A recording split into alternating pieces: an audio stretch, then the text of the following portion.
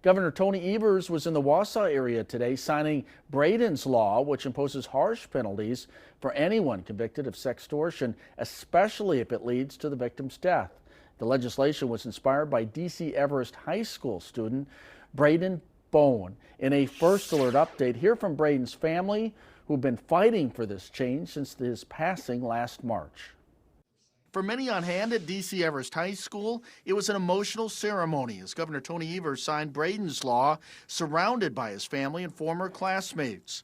The bipartisan legislation is something Brittany Byrd spent months fighting for. We wouldn't be able to do any of this without the support that we've gotten from our community and our family and friends.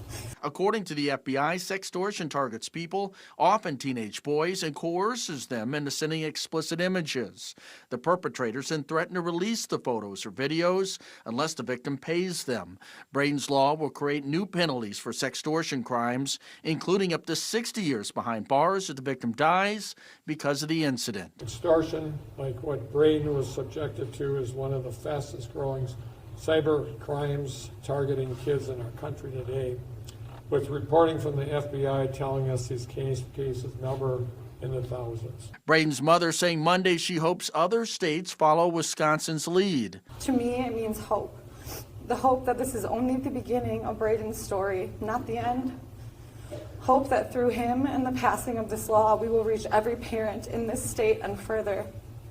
I have hope that we will take back control from these criminals and our children will no longer be pawns in their sick games. Bradyn's law would also provide the victim or the victim's family with a payment from the Department of Justice's Crime Victim Compensation Fund if the victim is injured or dies because of the crime.